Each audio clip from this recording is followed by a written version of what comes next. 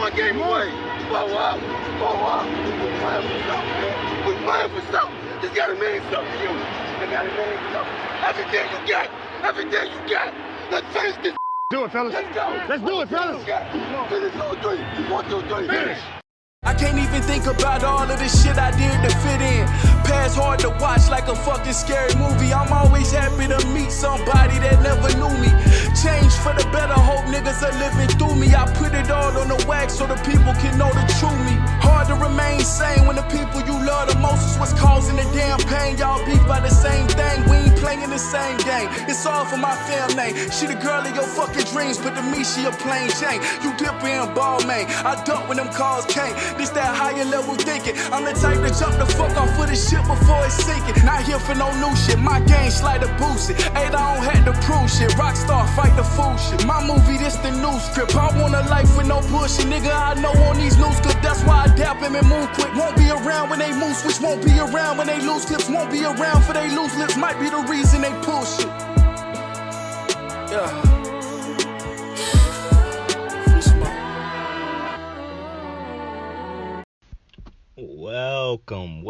Welcome back, yo. Welcome back to another episode of Kicking It with Saint, Thursday night football edition, yo.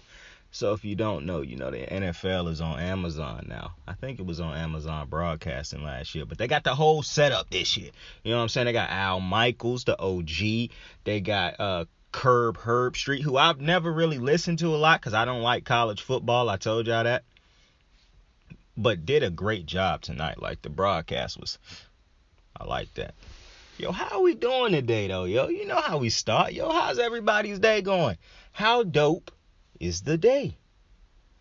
Listen, bro, if you're dealing with baby mama drama, baby daddy drama, bro, just forget about it. Forget about it. Roll up and forget about it. All right? You there for the kids. Forget about it. Yo, I be hearing some weird shit on Twitter, dead ass. I be hearing people like, they be tweeting shit like, yo, I know I should get out of this relationship, but I'd rather stay in this relationship and be treated like shit and hope he change or hope she change than go out there and have to start something new. Like, do people really walk around with that type of mindset? Yeah. You know, excuse me. I'm starting to realize more and more why I don't think some people are successful. And this might just be me. But I'm starting to realize not only do people in life settle for like if people don't reach their dreams in the time span that they feel like they set for themselves, then they stop chasing them, right? They settle down for things that they feel like, I'll just settle down and do this and that. And, you know, you get married, the bills get easier because, you know, you and your spouse work, you have a couple children, you know, you get a financial advisor, you manage your life right, and boom, you know, you live a normal everyday life, I guess. And you have children, and you look at them try to achieve their dreams. That's where you find your new desires, watching your children achieve their dreams. And that's cool. That's hella dope. You know what I'm saying? I respect that. I do. I truly do respect that. But I'm seeing some of these people who be tweeting like the opposite of that shit. You know what I'm saying? Like, so like, even though I respect that, because fuck the tweeting thing, bro. Even though I respect that, I feel like some people get stuck in that because they have to, or because they chose to, because they said like, my dreams is unobtainable at this moment. I'm just going, go in this lane, or I'm making good money right here, so fuck it, I'll just do this and evolve in this field. And that's just not me, man. Like I said before, I'd rather get rich or die trying. I'd rather die trying to achieve my goals and dreams. I don't go to sleep at night thinking about working a 9 to 5. I don't go to sleep at night thinking about, I'm gonna work, for this company or that company all my life. And nah, I don't think like that. You can't. That's a miserable life, not wanting to achieve your dreams. You know what I'm saying? But I'm noticing it's not even just that, the dream part of people like stop chasing their dreams. People make bad decisions in life, bro. Like some of these minute decisions. And you hope with every bad mistake that you make in life, you can have, a chance to, rectify those mistakes and those bad decisions. Because everybody's human. Everybody makes mistakes. Everybody take a wrong turn here or there. Everybody, I'm not talking about that outrageous shit, killing people, raping people and shit like that. I'm talking about, everyday humans who make, who make mistakes here or there. We're not perfect. So I get that. But it's the continuation of making these bad mistakes. And I understand even making a bad mistake multiple times, because sometimes you really have to make that mistake over and over again to get it through your head to actually learn. But just continuing to know how bad this is, but then continuing to do, that's not even a mistake at this point. That's a choice. That's a decision. You know what I'm saying? So when I see people stay with like abusive relationships, seeing people stay in those, or seeing people stay with people who cheat on them all the time, like, how do you think you're gonna achieve greatness if you in those type of ugly situations? Like, that's not an environment that would produce greatness. So why stay in that? Like, oh, I don't want to get to know new people. But maybe it's new people that you need to get maybe it's new people that you need to get to know. Maybe those new people can introduce you to a whole new aspect of life and change your life for the better, and make you realize the situation you was just in ain't it. Like, the way I look at things is you should always be trying to put yourself in an environment that makes you happy, gives you less stress or no stress, and can help you get rich, help you make money and provide for you and the people around you. Situations that bring you down, that drain your energy, fuck your vibe up, hurt you, harm you, people around you, why stay in those situations and then make the decisions to stay in those situations? You know what I'm saying? Let's do better. You know what I'm saying? Let's do better. But we're here to talk about Thursday night football, yo. In AFC West divisional game, Chiefs, Chargers. I should have said the Chargers first because we was in KC. The home opener, the season home opener for Pat Mahomes and the Chiefs. The Chiefs won this one, 24-27. Big pick by Jalen Watson late in that fourth quarter. Big 99-yard pick six to basically win this game. But a lot of things to talk about in this game. I'm going to try to make the video short. But we got a lot of shit to talk about. Listen. Two great quarterbacks. You remember when I said it's something I don't get when when Kyler Murray is playing against these other great quarterbacks, right? So when they have Kyler Murray v. Lamar, Kyler Murray v. Herbert, I don't look at those as like, oh, these big matchups. I look at those as, okay, Lamar should win that. Herbert should win that. Burrow should win that. Because I don't look at Kyler on the same level as some of these other quarterbacks. This, however, big time matchup. Justin Herbert, Pat Mahomes, even though Pat Mahomes is so far in a way more accomplished than Justin Herbert. And to be honest with you, Herbert really has not accomplished anything of significance individually or team-wise in the NFL. So, but we know Herbert going to be that dude. He's a very talented guy. Now, we'll get into it.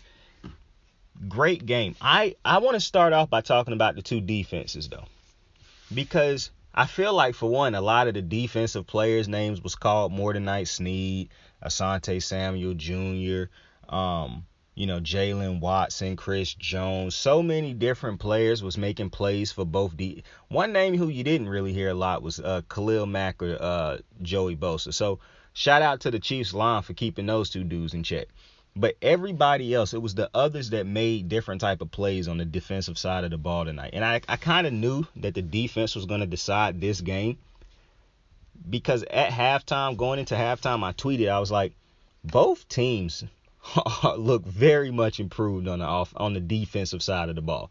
Like, I really wasn't judging the Chiefs on how they played against the Cardinals. I expected the Chiefs to win that game the way they did, because I don't look at the Cardinals as a team on the same level as the Chargers or the Chiefs or the Rams or the Ravens or the Bills.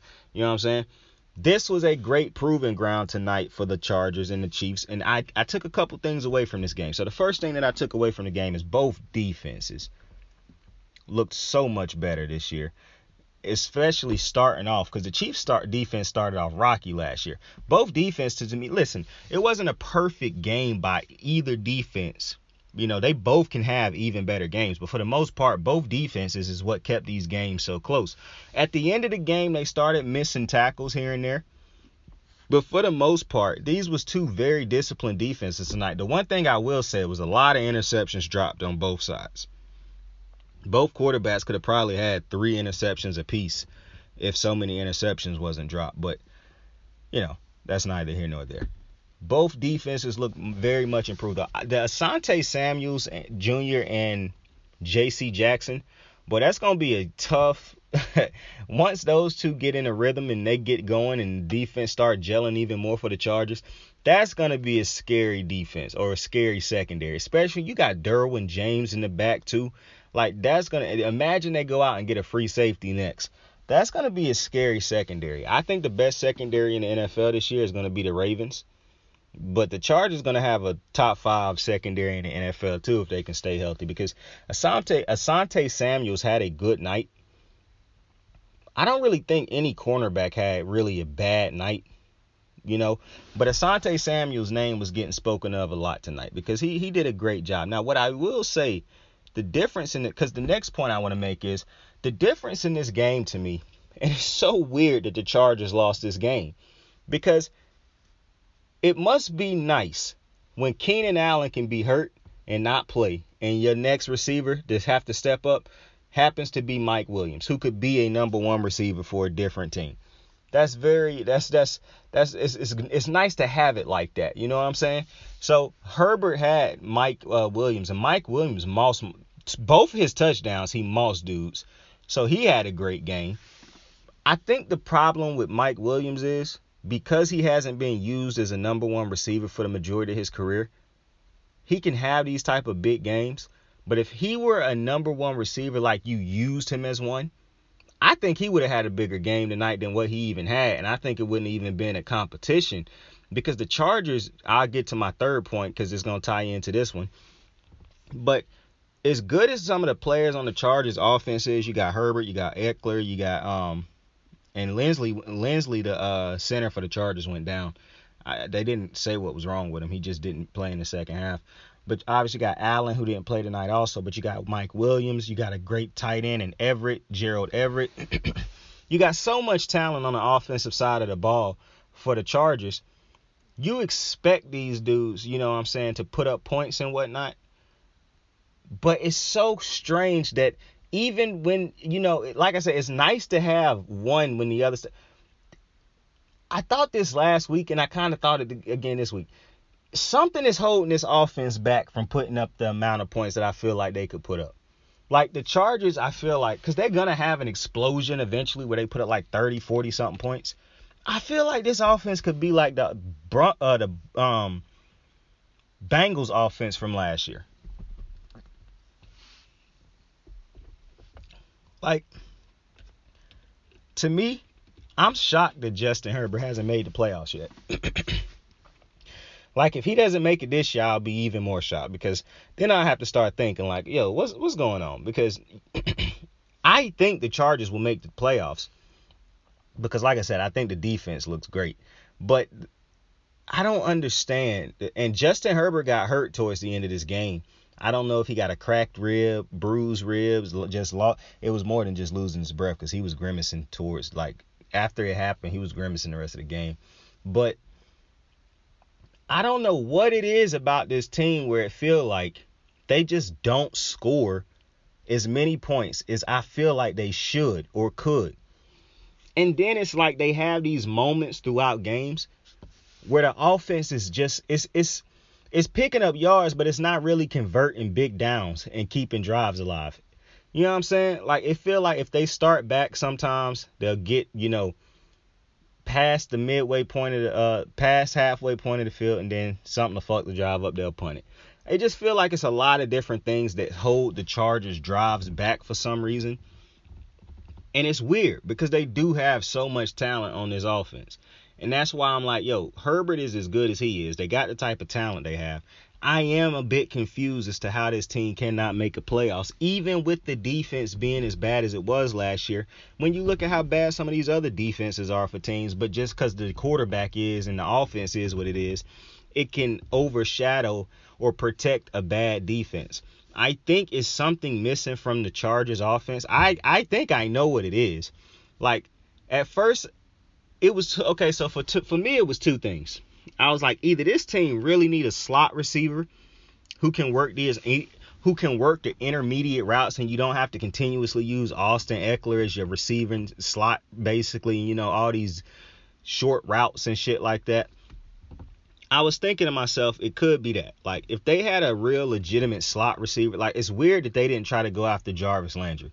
Jarvis Landry would have made so much sense for this team. Like, having him run your slot with Keenan Allen and Mike Williams on the outside, that would have been filthy. I don't know how they didn't decide to do that, especially with him being out there for as long as he was. But that's neither here nor there. So I thought that maybe they needed a slot receiver. But I actually don't think it's a slot receiver that they need. I think they need a running back. And I understand is some people might hear that like, well, what are you talking about? They got Austin Eckler. Austin Eckler is a good running back. He gonna have games where he can pop 100 yards rushing on the ground and whatnot. But for the most part, he ain't popping 100 yards rushing on the ground unless he just have a game where he pop off a big, run. He not really grinding out yards for you throughout the game because he is a do-it-all type of back. More so than a put your head down and run 20 plus times a game type of back. You know what I'm saying? They're going to have a running back by committee when they want to be committed to the run. But Austin Eckler is a weapon because he can come out of the backfield and catch the ball. So, and like he did that tonight, you throw a lot of screens to Austin Eckler and things like that. That's how you get the most value out of Austin Eckler. If they had a running back that could actually just put his fucking head down and just, you knew he was going, like a Leonard Fournette is a great example. That's a running back. But he can also catch the ball out of the backfield for Tom at times. But Leonard Fournette can carry the load on running the ball. I think if they invested, this is going to sound crazy. And I don't even know why I'm suggesting this to the Chargers because I don't want the Chargers to become a juggernaut. The Chargers should invest in Ezekiel Elliott. They should maybe look into trading for him. If the Giants don't sign Saquon, they should invest in Saquon. I know that it's hard to pay a running back. But unless Justin Herbert turn into he completely turn into I don't even know what this, because it's just, to me, to ask Justin Herbert to continue to have every game where he got to throw the ball as much as you ask him to throw the ball, that's tough. When he can have games where he could throw the ball 20 times a game, throw for a whole bunch of yards, and they could win big because they have a running back who could carry a lot of the load. If you had a running back, he does not throw that interception in the red zone. Because the chances is you probably going to, I understand you don't want to pay a running back a whole bunch of fucking money when you have a top tier quarterback. I get that. And listen, because of the value of a running back, I get not wanting to pay him also. However, when you feel like a team that's a piece away, because the defense is fine. I just think this offense is being held back from points that they're not scoring because they don't have a consistent enough run game. If this team could run the ball far more, people like to talk about how Baltimore don't have a pass game, that's why they can't win. Bro, the Chargers don't run the ball good enough. The Bills haven't run the ball good enough over the years. Pat Mahomes and them boys won the Super Bowl, but they haven't run the ball good over the years since that point. What's holding this team, who keep winning the Super Bowl? Teams that somehow find ways to run the ball. Joe Mixon could run the ball. That's why it seemed like the Bengals had two-way options when they decided to hand the ball off. Tom Brady and them could run the ball. The Rams run the ball. I think even though they didn't run the ball good in the Super Bowl, I think that the Chargers could take another step if they traded away Austin Eckler and just got rid of it, throwing it to Austin Eckler all the time. And you could replace, because to me it'd be easier to replace Eckler with somebody else in that role of catching. But if you could find a running back who you knew you could turn to Herbert and he could turn around and get that ball off 20 plus times a game and know that that's going to be a 100-yard rusher every game, that would take this offense to a whole nother level. A whole nother level. It would be damn near impossible to stop this offense with the talent that they have outside. If they had a legitimate running back, oh boy. And you're not paying Herbert yet. That's another reason why I don't understand why they hadn't went and got a running back yet.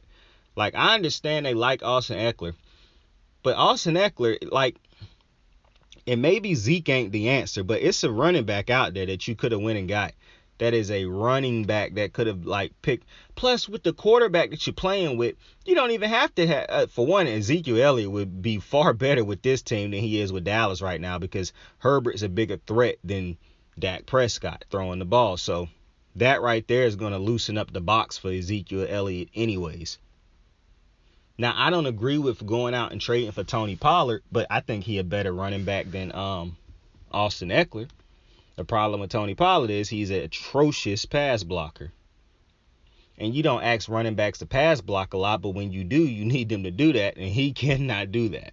So, to me, if the Chargers could go out and find a running back or improve the running game somehow to be more consistent. One thing that was interesting to me in this game, both teams seemed to run the ball decent to start the game.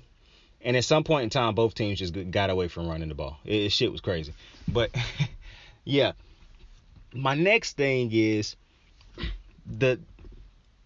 I said I thought Pat Mahomes was going to go nuclear this year, and I still believe that. The Chargers would have won this game, though, if the Chiefs didn't drop. If the Chargers didn't drop, the Chiefs would have lost this game if not for drop interceptions by the Chargers. And the interception that they got the other way. The ball just bounced their way tonight. Because the offense of the Chiefs, this was probably one of the most pedestrian games I've ever seen from Travis Kelce.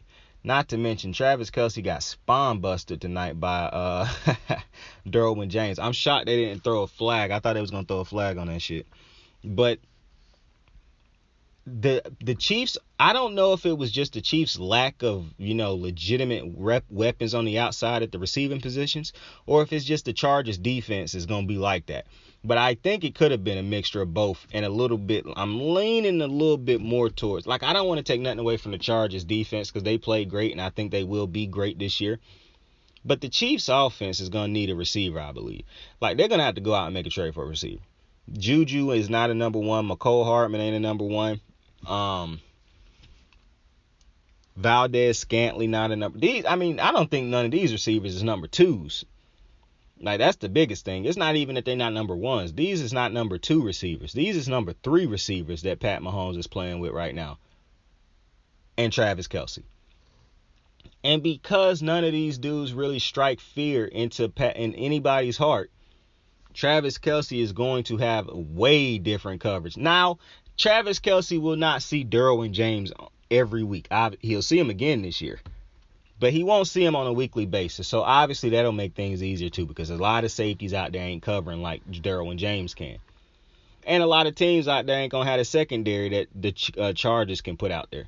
However, I still think it's going to be, I'm judging the Chiefs off of teams that I know they will be playing against in the postseason. It's going to be hard for the Chiefs, even as great as Pat Mahomes is. And, I think Pat Mahomes is the best quarterback in football. Even as great as he is. It was a rough night for the offense because they did not have a receiver that can consistently win his matchup.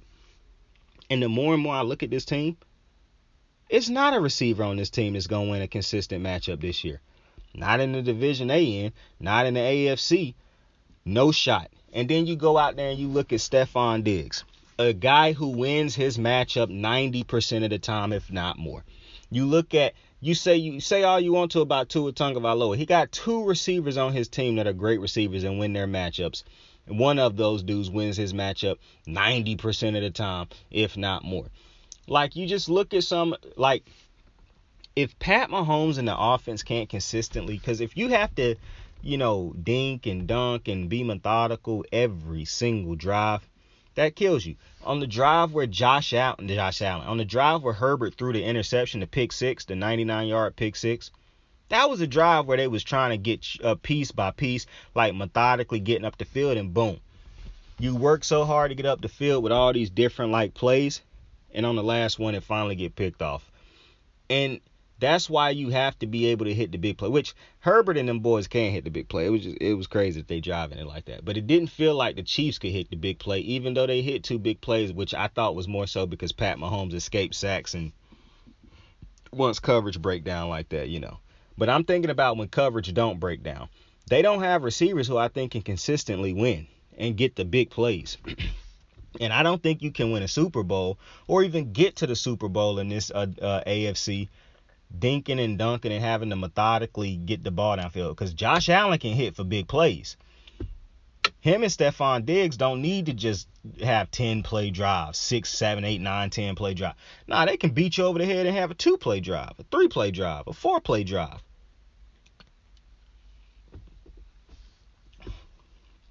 They can go out there and have a 1 play drive. So I'm always going to take the team that they can kill you on offense methodically, and they can kill you with the quick plays and shit like that.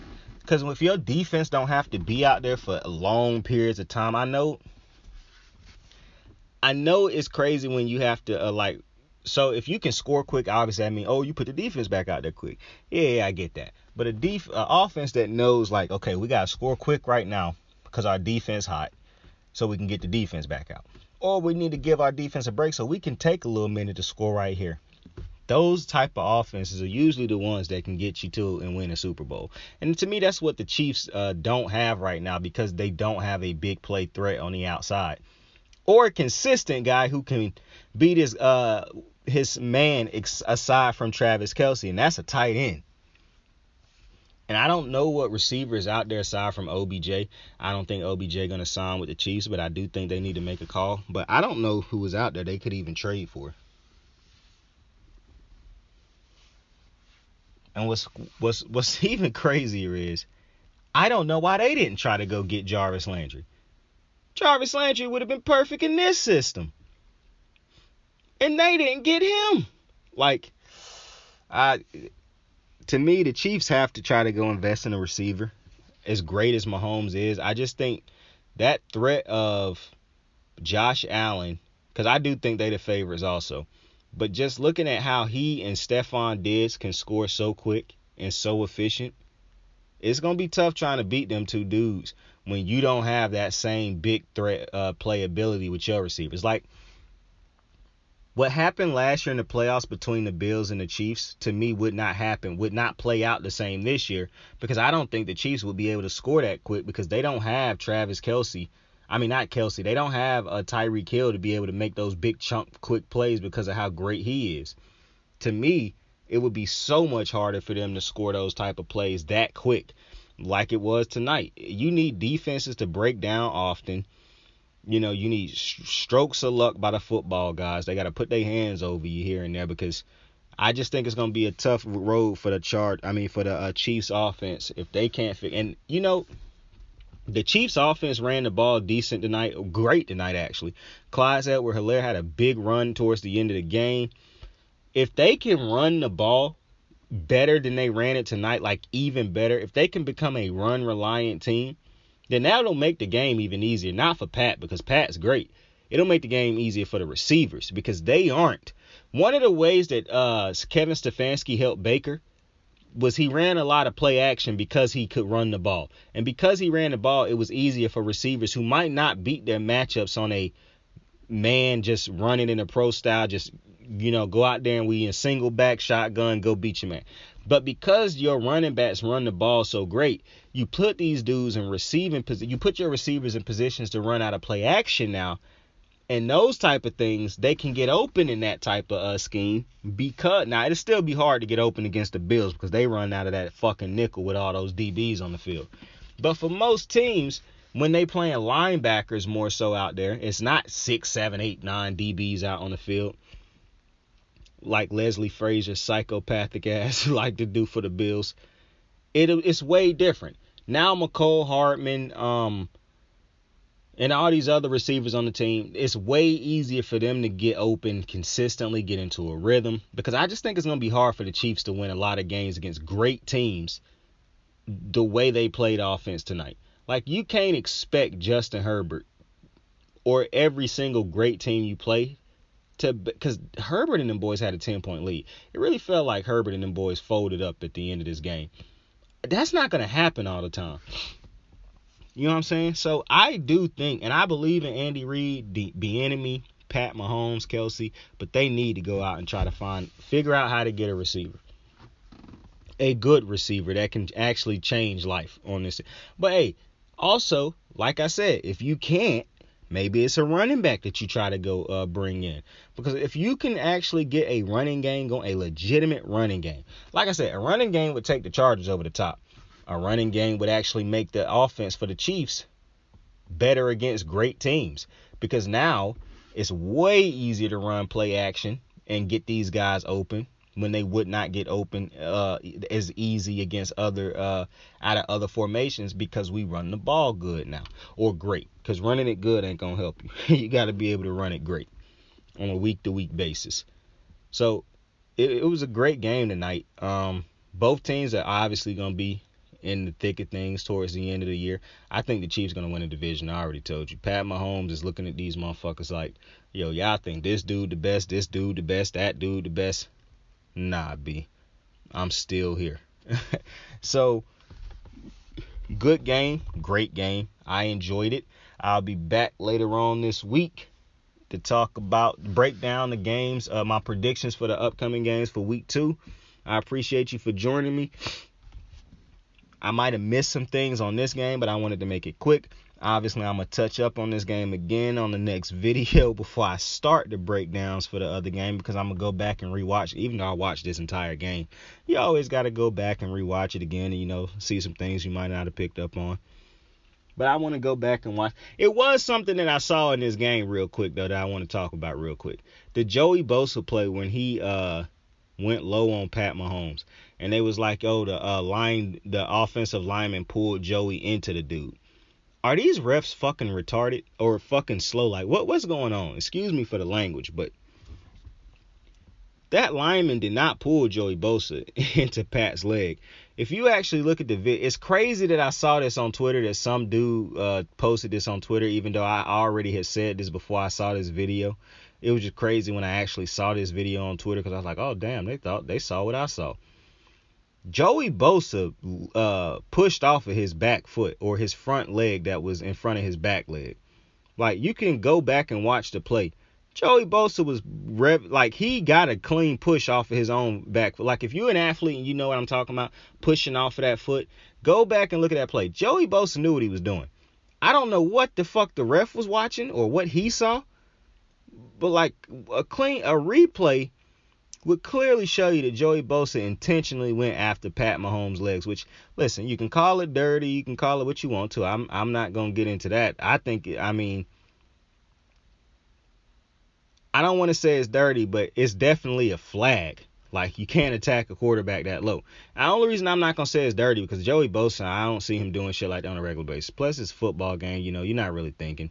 Everything, when the plays start, you're just trying to get the quarterback down.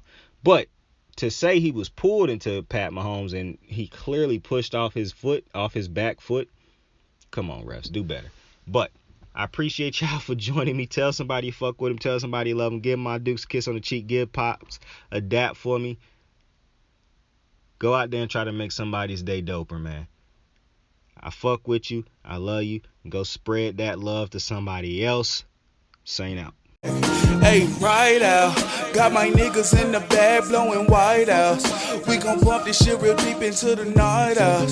Keep it 199, just ain't my style. Sing the time, staring out the window of the night route. They never ever understood for the most part. Hey, wonder how them niggas treated Mozart. Hey, did they try to put him on the Zoloft? Oh nah, I was penalized for being too alive. I was penalized for being too alive. I was penalized for being too alive. I was penalized for being too alive. I was